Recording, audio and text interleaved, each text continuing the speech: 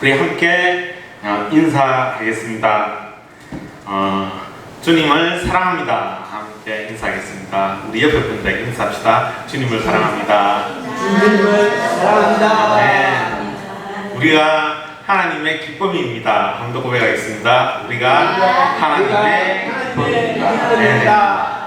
네. 이번 주에는 설교 말씀은 다음 주까지 이어집니다.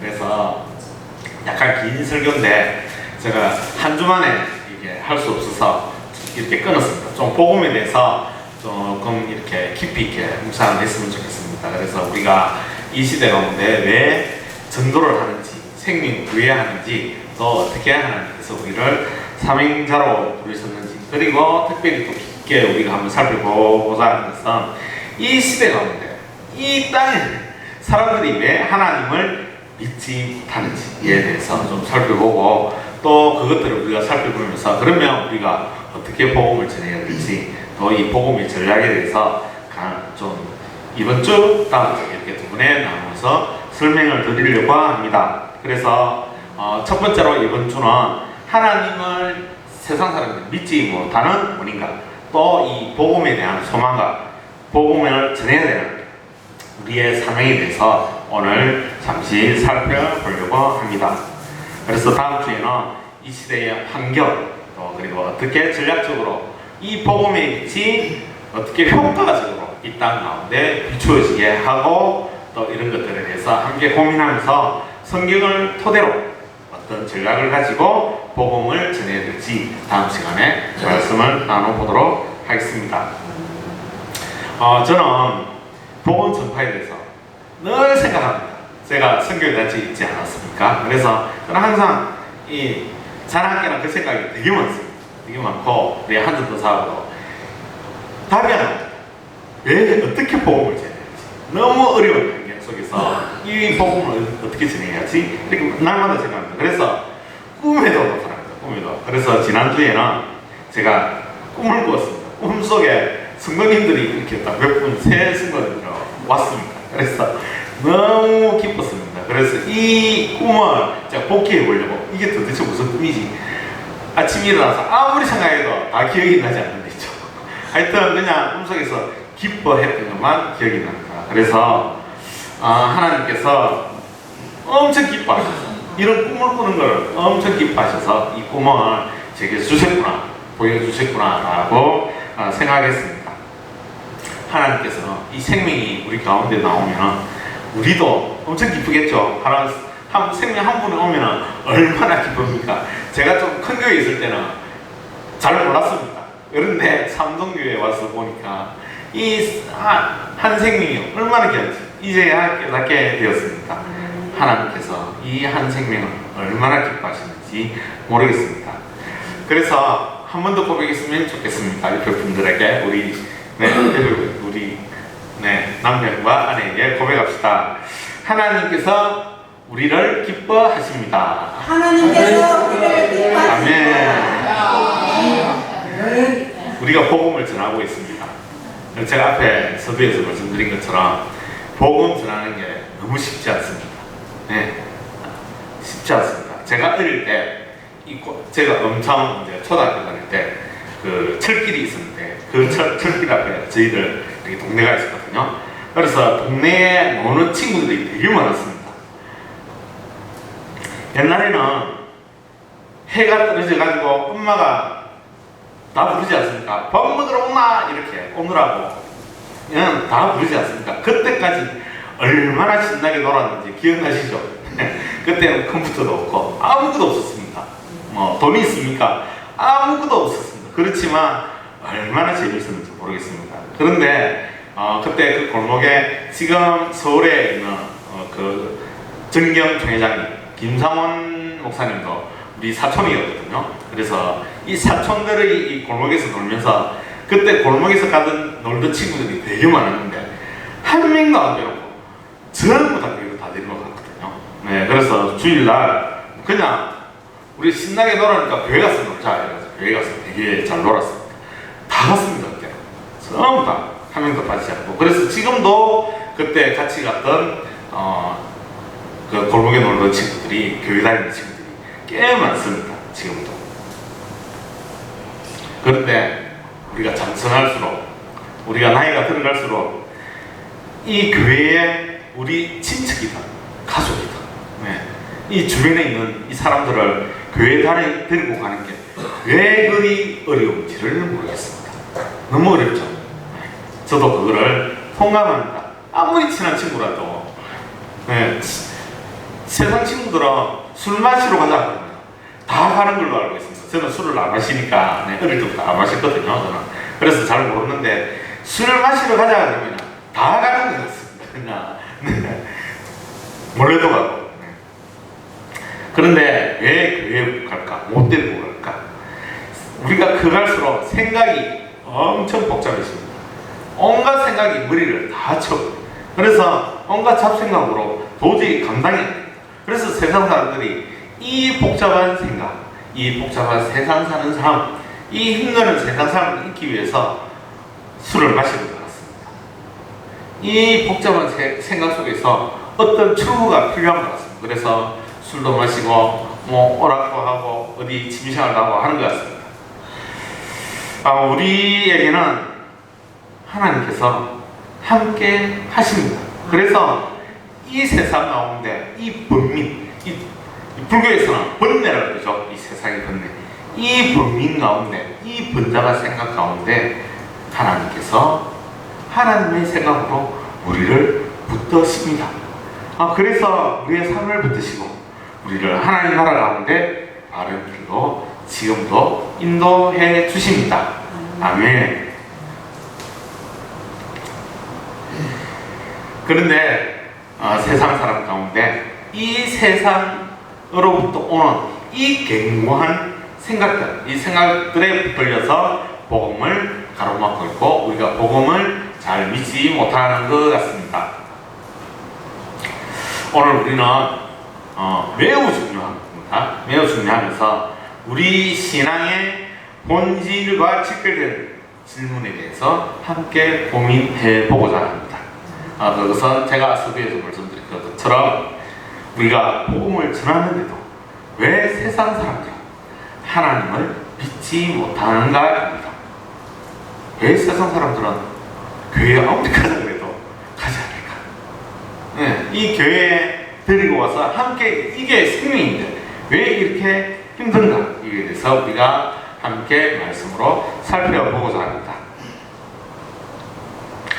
우리는 성경을 통해서 핵심적인 두 가지 원인을 발견하게 됩니다. 이것은 우리 인간 자신과 사탄과 연관된 상호작용에 의한 그 상호작용 가운데서 발생된 재성 때문입니다. 그래서 두 가지 원인을 볼 수가 있습니다. 사탄으로부터 오는 원인과 우리 인간 제대 본성으로부터 오는 원인입니다. 먼저 우리 사단에 대해서 한번 살펴봤으면 합니다.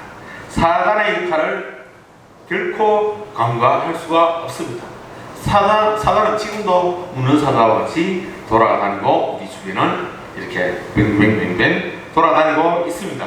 고린도후서 4장 4절에 이 세상의 신이 믿지 아니하는 자들의 마음을 혼미하게 하여, 오늘 말씀입니다. 그리스도의 영광의 복음의 광채가 비치지 못하게 함이라고 분명히 이야기하고 있습니다. 아멘. 아멘. 사단은 이 세상의 신으로서 사람의 마음을 혼미하게 만들고 진리이신 예수 그리스도의 복음의 빛이 비치지 못하도록 눈을 가립니다.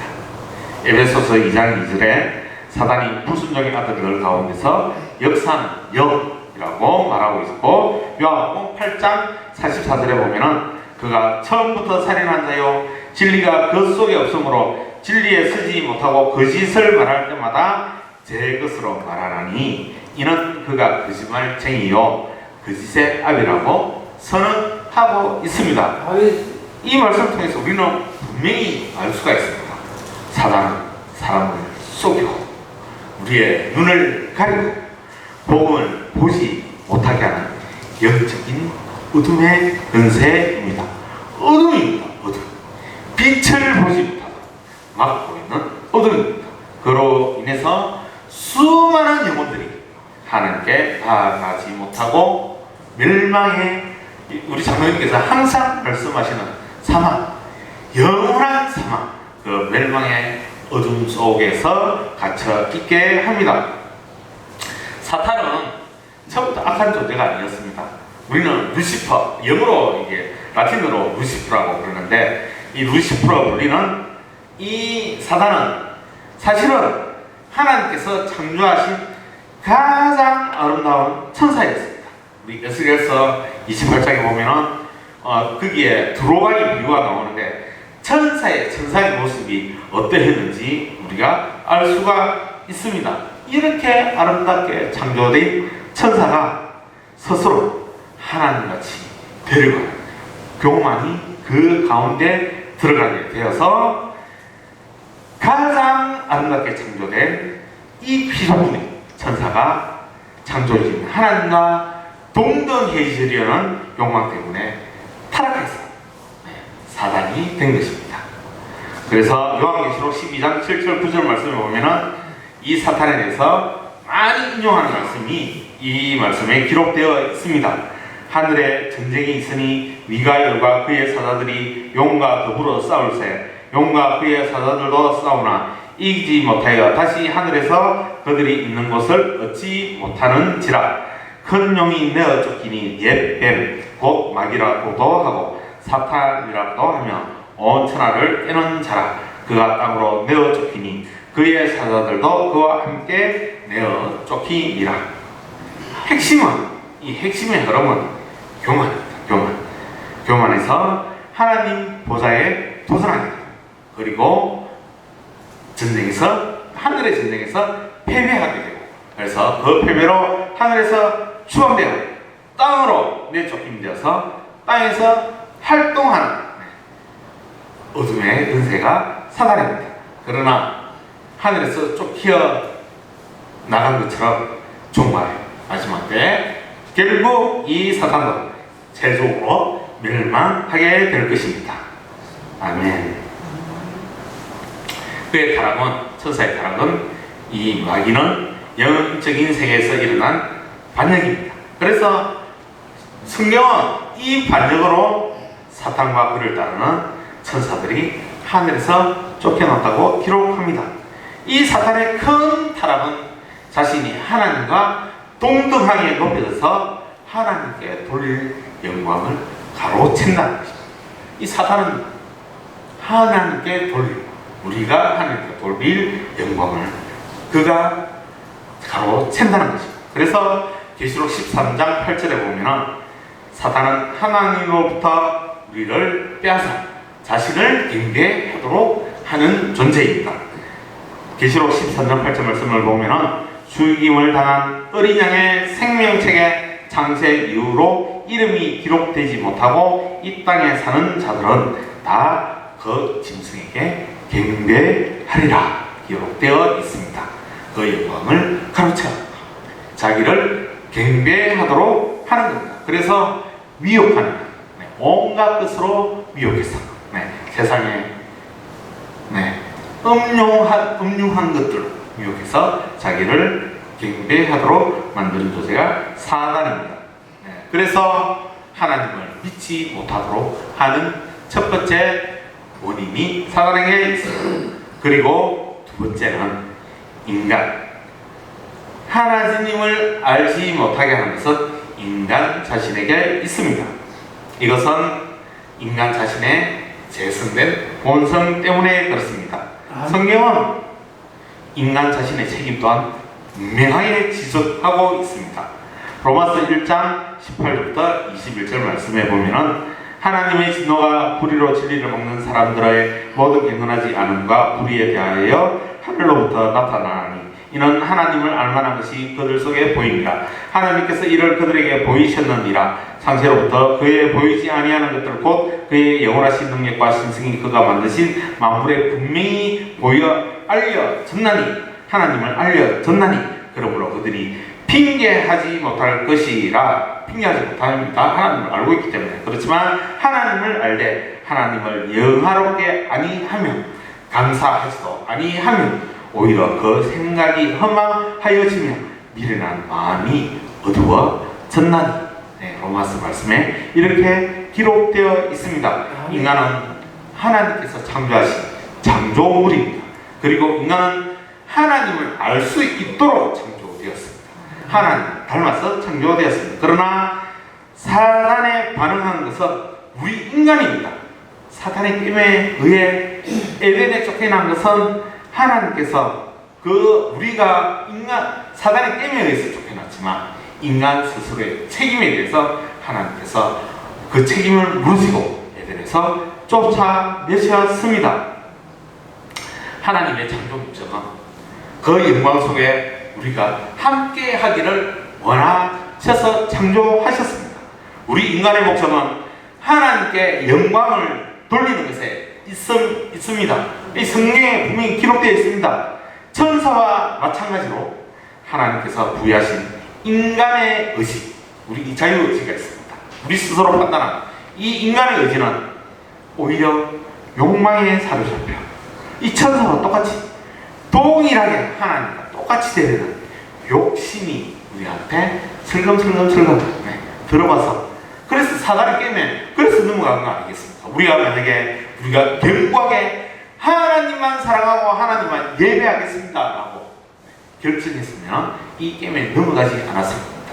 그런데 이 하나님께서 부여하신 이 놀라운 능력, 우리의 의지는 하나님을 뛰어넘어서 똑같이 되려고 하는 그 욕망이 우리한테 들어왔기 때문입니다.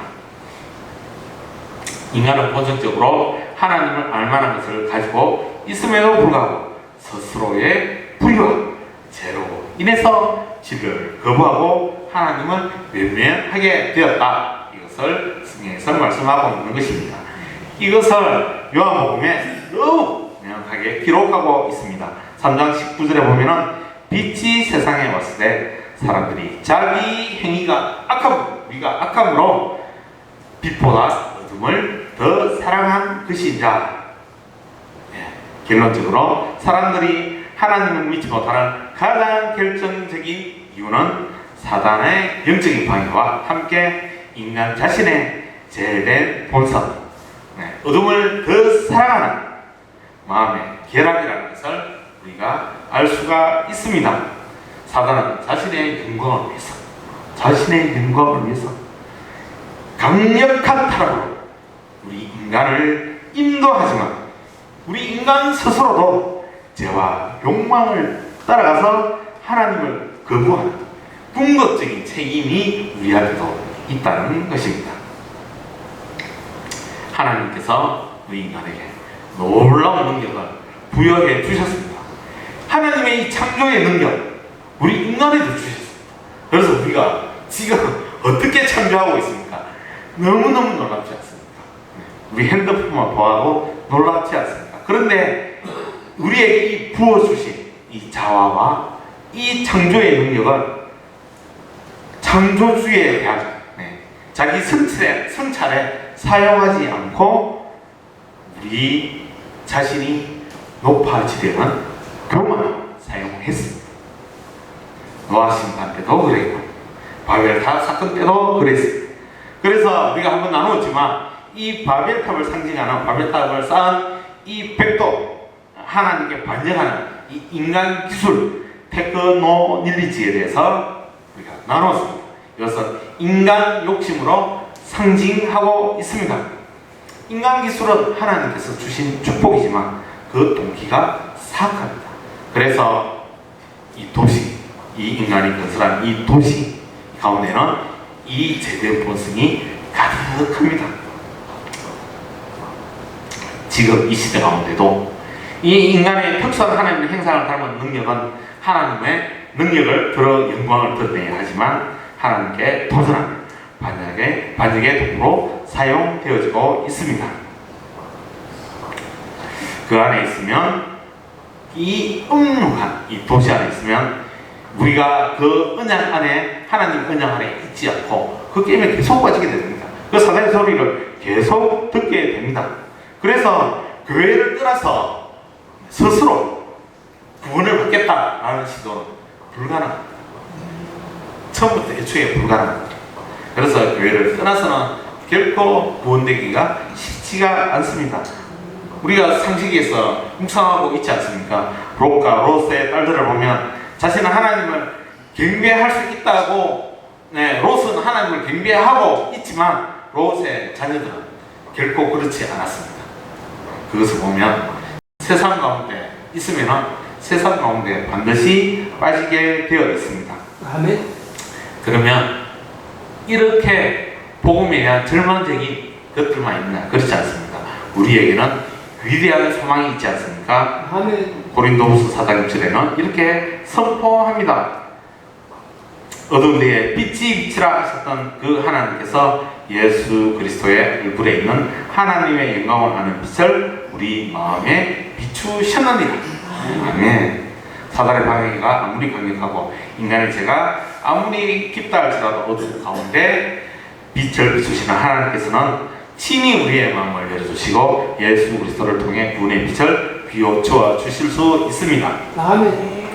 바울은 새 언약의 일꾼으로 영광스럽고 생명을 주는 복음을 전하는 직분을 받았습니다. 오늘 말씀 1절 2절 말씀 제가 읽어보겠습니다. 그러므로 우리가 이 직분을 받아 긍휼하심을 입은 때로 낙심하지 아니하고 이에 숨은 부끄러운 일을 버리고 속임으로 행하지 아니하며 하나님의 말씀을 혼잡하게 하지 아니하고 오직 진리를 나타내므로 하나님 앞에서 각 사람의 양심에 대하여 스스로 추천하노라 라고 고린도후서 4장 오늘 1절 2절 말씀에 기록되어 있습니다.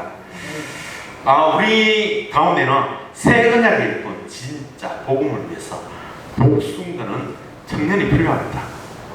옆에 둘러보십시오. 청년이 보이십니까? 청년이 보이십니까? 아멘. 누가 청년입니까? 우리가 청년입니다. 우리가 청년입니다. 바울은 4장 1절에서 우리가 이 직분을 받아라고 기록하고 있습니다. 오늘 말씀에서 이 직분은 고린도후서 그 앞에 3장에 나와 있는데 영의 직분, 의의 직분, 영광의 직분을 이야기합니다. 영의 직분은 이 직분은 성령으로 말미암아서 사람을 살리는 능력을 이야기합니다. 그 영의 직분을 우리가 받았습니다. 그리고 의의 직분, 율법은 죄를 정죄하고 있지만 새 언약 예수 그리스도를 믿는 믿음으로 말미암아 어렵게 되는 직분은 이 직분은 죄인을 하나님과 화목하게 하는 의의 직분입니다. 그리고 영광의 직분, 모세의 사에서 영광스러웠지만 그 영광은 사라지는 것이었습니다. 그러나 그리스도를 통해서 우리에게 부어주신 이 새 언약의 직분은 그 영광과 훨씬 밝은 영원한 영광, 그 영광이 새 언약 가운데 우리에게 부어주셨습니다. 그리고 바울은 오늘 말씀하신 사상에서 가장 중요한 직분, 그것들을 통해서 생명을 살리는 직분을, 복음을 전하는 직분을 우리가 받았다라고 사도 바울은 전하고 있습니다. 그래서 영의 직분, 의의 직분, 영광의 직분을 얻은 것은 생명을 주는 직분을 위해서 주신 것이다 라는 것입니다. 바울은 이전에서 이 직분에 대해서 뭐라고 이야기합니까? 부끄러워하지 아니하고 속임으로, 속임 가짜 거짓말로 하지 아니하고 혼잡하게도 하지 아니하고, 그 혼잡한다는 것은 자기 생각, 세상의 생각, 그런 생각들을 섞지 않고 오직 진리를 이 직분들을 통해서 나타낸다고 말하고 있습니다. 그래서 이 직분을 받은 그리스도인으로서 복음을 전하는 것은 당연하고 꼭 해야 되는 일입니다.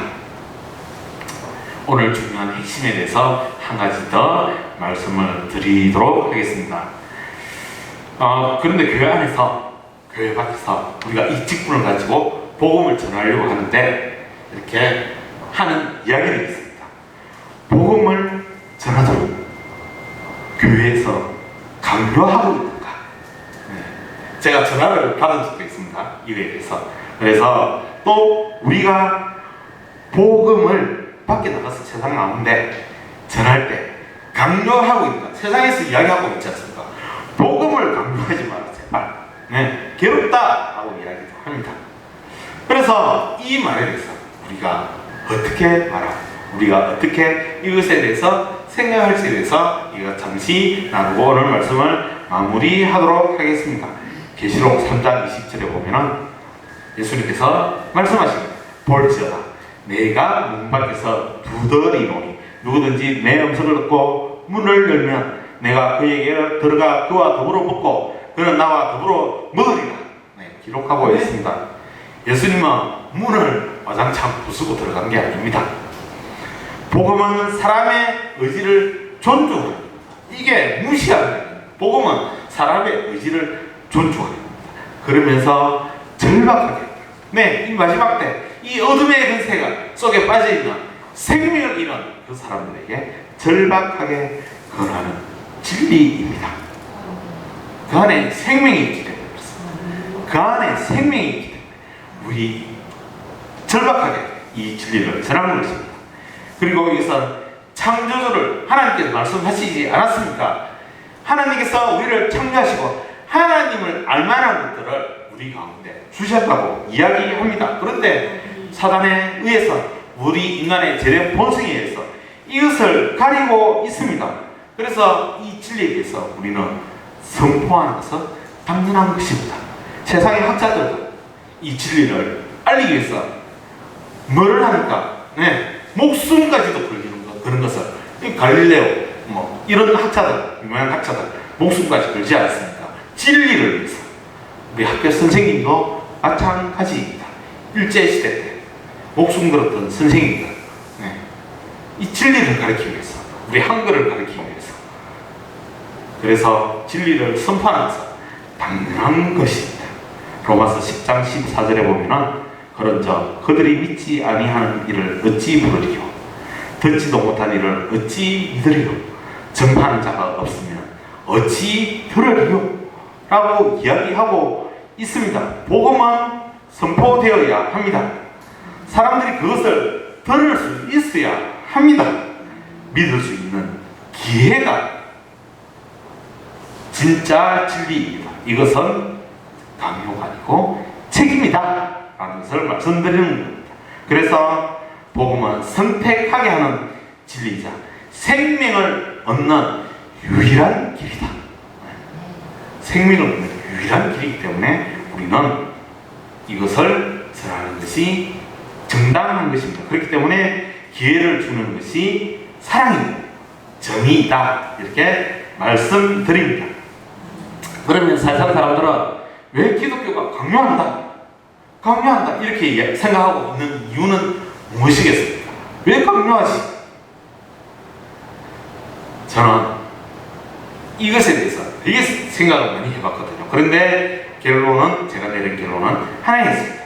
우리 안에 내재하지 못한 이 복음에 대한 확신, 믿음이 정말 100% 믿음의 확신이 없기 때문에 그렇다 결론을 내렸습니다.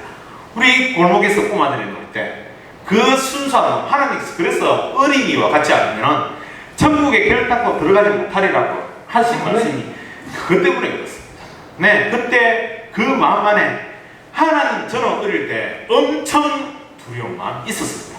하나님께서 항상 너를 이렇게 살펴본다는 두려움이 있었습니다. 그래서 주일날 제가 몰래 연보 가지고 구글지라는 그 고백했는지 모르겠는데 그래가지고 3일 금식 이렇게 징계를 받은 적도 있는데 그렇게 하면서도 두려움이 있었어요. 그래서 그 순수한 믿음의 동기로 친구들을 데리고 가니까 친구들도 같이 가는 겁니다. 순수한 친구들도 그 순수한 마음을 받아들여서 100% 그 믿음으로 함께 갈 수 있는 것입니다. 그래서 우리 안에 구원의 확신과 진짜 100% 구원의 확신과 그 구원으로부터 오는 예수 그리스도께서 십자가에 달리신 그 사랑이 우리 안에 분명하게 들어 있어야 한다는 것입니다. 그래서 이 복음의 기쁨, 이 믿음의 소망, 이 확신, 그리고 예수 그리스도의 이 사랑이 우리 마음에 가득해야 됩니다. 사랑이 가득해야 됩니다. 그런데 그것을 예수님께서 뭐라고 말씀하셨습니까? 안타까운 영혼에 대한 안타까움. 영혼에 대한 사랑, 영혼을 지나가는 사람을 보면은 어둠의 권세에 갇힌 사람을 보면은 그 영혼에 대한 안타까움, 아멘. 그 안타까움을 향한 우리의 상한 심령, 우리의 심령이 그래서 상하는 겁니다. 그 상한 심령이 우리 가운데 있어야 됩니다. 그렇게 복음을 전해야 세상 사람들이 강요하는구나 이렇게 느끼지 않지 않겠습니까? 진짜 우리 100% 믿음과 이 소망의 확신과 우리의 삶의 감정과 하나님께서 부어주신, 예수 그리스도께서 부어주신 이 사랑으로 복음을 전할 때, 이 영적인 것이기 때문에 이 영적인 것이 전해져서 사랑으로 나에게 말하고 있구나, 이것을 느끼게 될 겁니다. 그냥 근성으로 이야기하니까 강요하는 것처럼 느껴지는 것입니다. 예수님의 전도 방식은 항상 초청이었습니다. 나를 따라오너라. 수고하고 무거운 짐진 자들아, 다 내게로 오라. 내가 운전하고자 하거든 나를 따르라. 목마르거든 내게로 와서 마시라.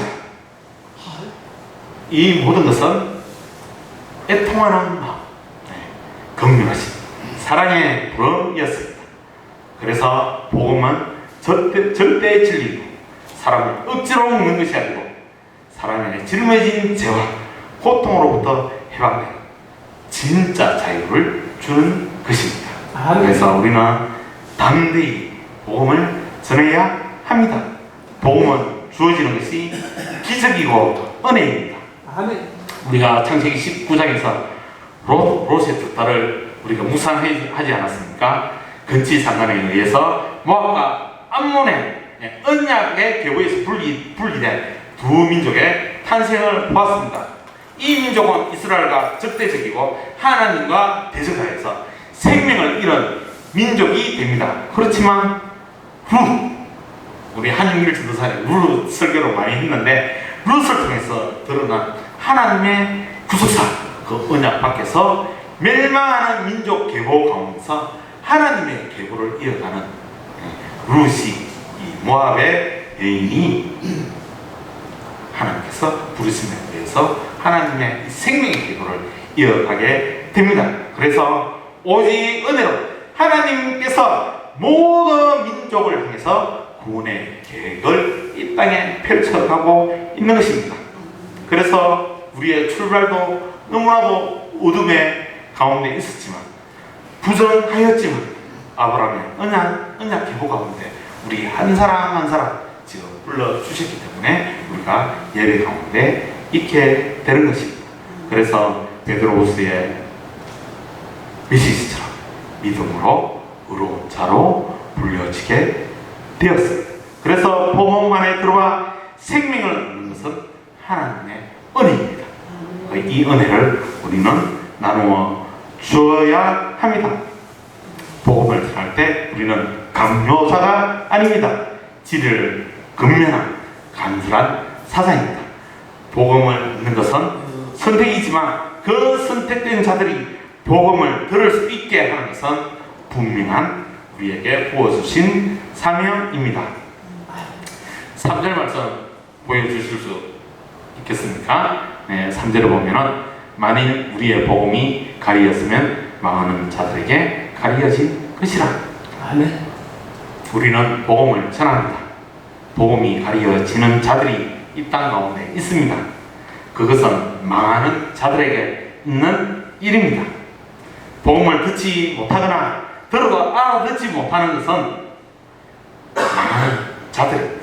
하나님께서 선택하지 않은 불쌍한 영혼들입니다.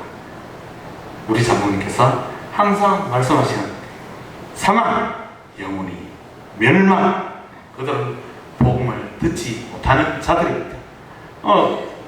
우리는 이 복음을 이해하고 복음을 듣고 그 생명을 얻어서 여기 나오게 되었습니다. 얼마나 은혜인지 모르겠습니다.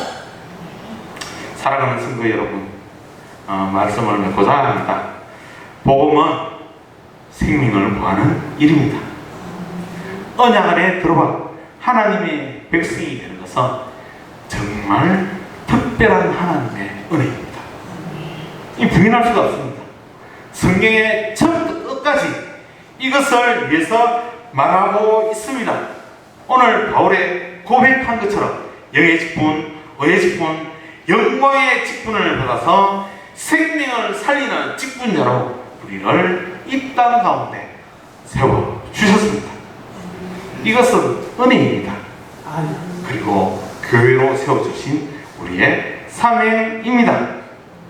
우리 함께 이 생명 살리는 이 일에 하나님께서 직분 주신, 생명 살리는 직분 주신 이 일에 우리 청년같이 목숨을 다해서 함께 일어납시다. 우리 장로님께서 또 오늘 기도했습니다.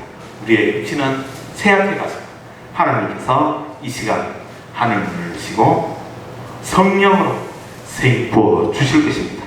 주님 오시는 그날까지 이 남의 지역을 살리고 열방과 모든 민족을 살리는 그 일들을 끝까지 우리가 목숨 다해서 결정적으로 해나가기를 축복합니다. 아멘. 다음 주에는 오늘 말씀에 이어서 이 시대의 환경을 살펴보고 또 이 시대의 환경에 따라서 그래서 이 사명을 가지고 우리가 어떻게 전략적으로 복음 전도를 할지 그 핵심에 대해서 다음 주에 한번 살펴보도록 하겠습니다. 이 시간 우리 말씀을 가지고 잠시 기도했으면 좋겠습니다. 피아노 반주 좀 부탁드리겠습니다. 이 시간 기도할 때 하나님 이 시간 하늘 문을 열어 주시옵소서. 성령의 능력 우리 가운데 부어 주시옵소서.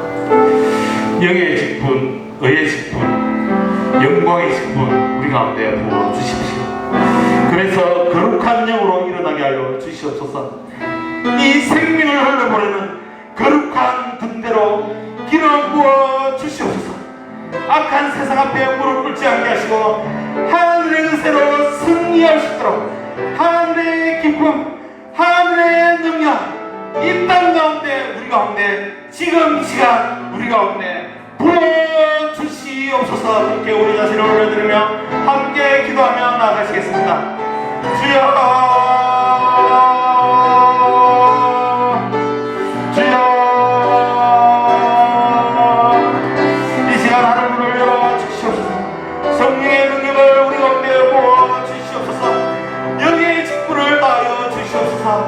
어렵게 하여 주시옵소서. 하늘의 영광 가운데 우리 한 사람 한 사람 인도하여 주시옵소서. 그래서 이 마지막 시대를 나타날 거룩한 분대로 우리 한 사람 한 사람이 일어나 이 마지막 시대를 감당하게 하여 주시옵소서. 우리 가운데 우리를 감싸고 있는 모든 어둠의 권세의 다 떠나가게 하시고 오직 예수 그리스도 하늘의 은혜로 생명 살리는 그 영광으로 그 근세 우리 가운데 부어주시고 그 영광의 직분으로 우리를 세워 이 땅의 모든 영혼들을 하나님께서 구원하시고자 그 선택된 그 영혼 가운데 이 복음을 흘려보내는 영광의 군대로 우리를 사용하여 주시옵소서. 그래서 끝까지 이 직분 가지고 우리가 함께 달려갈 수 있도록 인도하여 주시옵소서. 우리의 육신은 세하여 가지만 하나님 다시 한번 영광으로 성령을 부어 주시옵소서. 능력의 성령의 능력을 부어 주시옵소서. 이 세화되어가는 육신 다시 건능으로 일어나게 하여 주시옵소서. 세월 부어 주시옵소서. 그래서 이 육신의 모든 세화되어가는 그 모든 것들을 이겨내고 우리를 감싸고 있는 모든 어둠의 권세를 이겨내고 새임부터 일어나 함께 주님 오시기를 예배하며 달려갈 수 있도록 우리 가운데 기름 부어 주시옵소서. 그렇게 우리 가운데 함께하여 주시옵소서. 주님 사랑합니다. 찬양합니다. 주님만 예배합니다. 오늘 우리 가운데 함께하신 예수 그리스도의 이름으로 기도드립니다.